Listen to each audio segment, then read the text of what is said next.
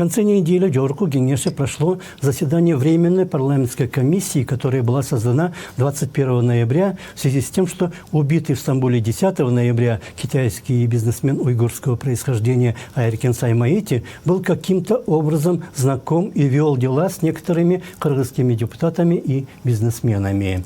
До выявления этих связей и их влияния на процессы в Кыргызстане дело пока еще не дошло, но директор учреждения «Азаттык Медиа», который является бюро «Радио Свободная Европа», «Радио Свобода» Бишкеки, заявила на заседании, что «Азаттык» в своем расследовании не говорил, что те 700 миллионов долларов, из-за которых в стране уже 7 месяцев не утихает хайп, были украдены из государственного бюджета. Если они не имеют отношения к бюджету, из-за чего тогда сыр-бор?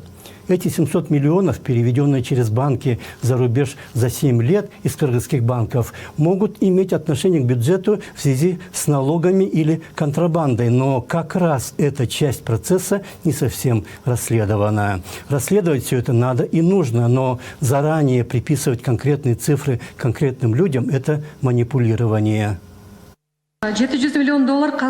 В нашем расследовании нигде не говорится, что эти 700 миллионов долларов были украдены из госказны. Такой вывод могут делать только необразованные люди. Но эти 700 миллионов, как мы считаем, и не те деньги, собранные из предпринимателей на рынках Дурдой или Мадина, или Карасу, как говорят финполиция или финразведка. Мы в расследовании показали, что эти 700 миллионов переводились из США.